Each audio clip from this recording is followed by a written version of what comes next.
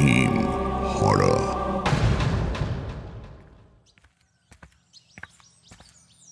রঞ্জিত গ্রামে ফিরল প্রায় 20 বছর পর। প্রথমে তো রাস্তাই চিনতে পারছিল না ও। তবু কোনো মতে বাড়ির সামনে অবধি এসে ও দেখতে পেল ওর পৈতৃক বাড়ির ভগ্নদশা। ওদের বাড়ির পেছনের পুকুরটায় ভর্তি কচুরিপানা, দেওয়াল ভেঙে পড়েছে, কয়েকটা ঘরের ছাদও নেই। আর ওদের উঠোনের বড় অশ্বত্থ গাছটা আরও ডালপালা বিস্তার করে বিরাট ছাতার মতো দাঁড়িয়ে আছে। গাছটার শিকড় সিমেন্ট দিয়ে বাঁধানো রাস্তাটাকে ভেদ করে চলে গেছে। এই দিনে দুপুরেও উঠোনে অন্ধকার। রঞ্জিত কিছুক্ষণ সেদিকে তাকিয়ে দাঁড়ায়। কেষ্ট, ওর এক খুড়তুতো ভাই, কাছেই থাকে। এখানে আসার আগে কেষ্টকে খবর দিয়েছিল রঞ্জিত। কেষ্ট ওর সাথে এসেছে বাড়ি অবধি। ওর মুখের অবস্থা দেখে কেষ্ট বলল, দাদা দাদা, তুমি অন্য কোথাও থাকার ব্যবস্থা করো, এখানে তো দেখছই। রঞ্জিত একটু হেসে বলল, কোথায় থাকবো এখানে? কেউ দেবে থাকতে? তোর বাবাও তো দেবে না, দূর করে দেবে আমায়। কেষ্ট কিছু বলল না, শুধু মাথা নিচু করে দাঁড়িয়ে রইল। রঞ্জিত বলল, আমি এই বাড়িতেই থাকবো, কিচ্ছু হবে না আমার। হ্যাঁ, শুধু সাপ খোপের ভয় একটু কার্বলিক অ্যাসিড ছড়িয়ে দিলেই হবে। তুই বাজার থেকে কয়েকটা জিনিস নিয়ে আয়, আমি দেখি কি করা যায়। আর এই গাছটা কেটে ফেলার ব্যবস্থা করতে হবে, অন্তত কিছুটা, যতদিন না জমিটা বিক্রি হয়। কেষ্ট এবার আপত্তি করে বলল, না দাদা, এ গাছটা কেটো না। এ গাছের নিচে তোমার বাবার দেহ সৎকার হয়ে যাওয়ার পর ওই ছাই উৎসর্গ করা হয়েছিল। রঞ্জিত ভুরু কুঁচকে বলল, সে কি, কেন? কেষ্ট বলল, চিতা খুব কষ্ট করে জ্বালানো হয়েছিল, তাই পুরুত মশাই বললেন আত্মা শান্তি পাচ্ছে না।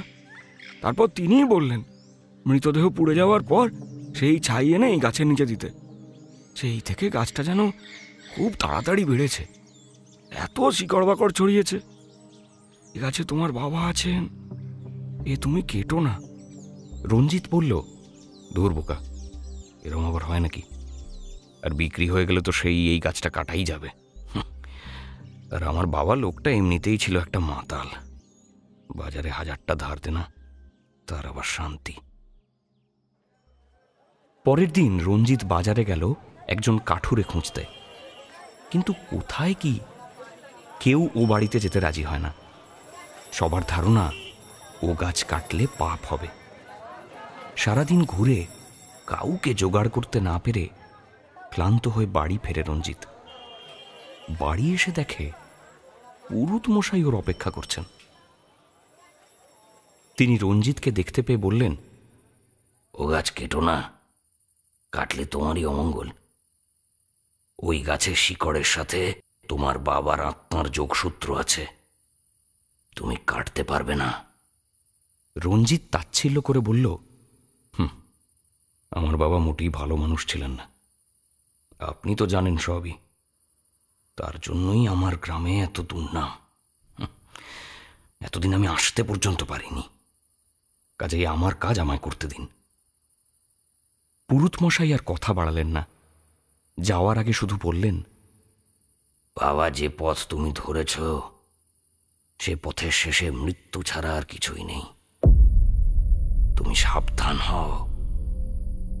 এসব শুনে ভীষণ রাগ হলো রঞ্জিতের। ও শুধু বলল, ঠিক আছে, আমার মনে থাকবে।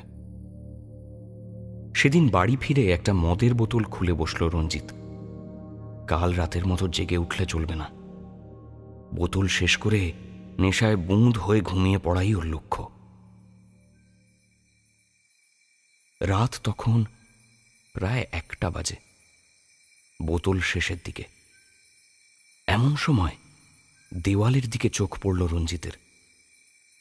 ওর বাবার দাটা ঝোলানো আছে দেওয়ালে, তাতে জং ধরে গেছে। রঞ্জিতের মনে পড়ে গেল অনেক বছর আগের কথা। ওর বাবার মারা যাওয়ার খবরটা যেদিন ওর কাছে এসেছিল। সেদিনও কাজ সেরে বাড়ি ফিরে এরকমই একটা বোতল খুলে বসেছিল রঞ্জিত। গ্রামে আসার কথা মনেও হয়নি ওর। মনে মনে ভেবেছিল বুড়ো মরেছে, বাঁচা গেছে। এমন সময় বাগানে একটা শব্দ পেয়ে জানলা দিয়ে বাইরের দিকে মাথা বাড়ালো রঞ্জিত।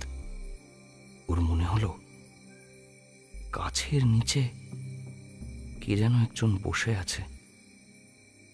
ওর ভিতর রাগটা আবার জাগার দিয়ে উঠল। কার এত সাহস? ওর উঠোনে ঢুকেছে, তাও আবার এত রাতে। সামনে পেলে তাকে খুনি করে ফেলবে রঞ্জিত। ও চেঁচালো, কে কে ঢুকেছিস? শেষ করে ফেলবো তোকে আমি। কারোর কোনো সারা শব্দ নেই। রঞ্জিত মনে মনে ভাবল, যেই হোক সে ওর ভয় পালিয়েছে। আবার বোতলে মন দিল। এমন সময় ওই দাটার দিকে তাকিয়ে ভিতরের রাগটা যেন আবার বেরিয়ে এলো রঞ্জিতের।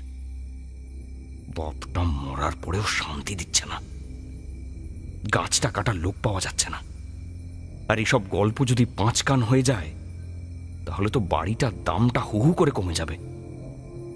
নেশার ঘোরে মাথায় রক্ত উঠে গেল রঞ্জিতের। ও চেঁচিয়ে বলল, কাউকে লাগবে না, আমি কেটে ফেলবো গাছটা। এই বলে টলতে টলতে উঠে হেঁটে গেল দেওয়ালের দিকে। তারপর এক ঝটকায় দেওয়াল থেকে টেনে নামিয়ে নিল দাঁটা। সেটা হাতের মুঠোয় নিয়ে ও বেরিয়ে এলো বাইরের উঠোনে। আজও উঠোনে এসে পড়েছে চাঁদের আলো। অশ্বত্থ গাছের পাতার ফাঁক দিয়ে সে আলো উঠোনে যেন এক আলপনা তৈরি করে দিয়েছে। টলতে টলতে দাঁটাকে উঁচু করে ধরে গাছটার দিকে এগোতে লাগলো রঞ্জিত। হঠাৎ পিছনে একটা খচমচ শব্দ পেয়ে পিছনে ঘুরল রঞ্জিত। না, কোথাও কিছু নেই। কোনো জন্তু জানোয়ার চলে গেল কোথায়। কিন্তু মাথা ঘোরাতেই যা দেখল তাতে মূর্তির মতো দাঁড়িয়ে পড়ল রঞ্জিত। ওর রক্ত জল হয়ে যাচ্ছে। সামনেই বিরাট বড় অশ্বত্থ গাছের গোড়ায় বসে আছেন রঞ্জিতের বাবা। ওর বাবা বললেন, কি যা করতে এসেছ শেষ করো। কেন এখন সাহসে কুলোচ্ছে না তো? গাছটা কাটতে এসেছ যখন কেটে ফেলো। দাঁড়িয়ে আছো কেন? রঞ্জিত চোখ কচলে বলল, বাবা, বাবা তুমি? সেই লোকটা বলল, আমি কুলাঙ্গার ছেলে কোথাকার। এখন এসেছ এই বাড়িটা বিক্রি করতে? লজ্জা করে না আবার ফিরে আসতে? মহাজনের থেকে টাকা ধার করে নেশা করে আর জুয়া খেলে উড়িয়েছ। তারপর টাকা শোধ করতে না পেরে পালিয়ে গেছ। সঙ্গে সঙ্গে তোমার মৃত মায়ের যত গয়না ছিল সব চুরি করে নিয়ে গেছিলে। আমাকে দিনের পর দিন মহাজনের হুজ্জতি সহ্য করতে হয়েছে। অতি কষ্ট করে নিজের বাড়িটা বাঁচাতে পেরেছিলাম। সে বাড়ি আজ তুমি বিক্রি করে দেবে? তোমার সাহস তো কম নয়। এ বাড়ি পাহারা দেওয়ার জন্য আমি আছি।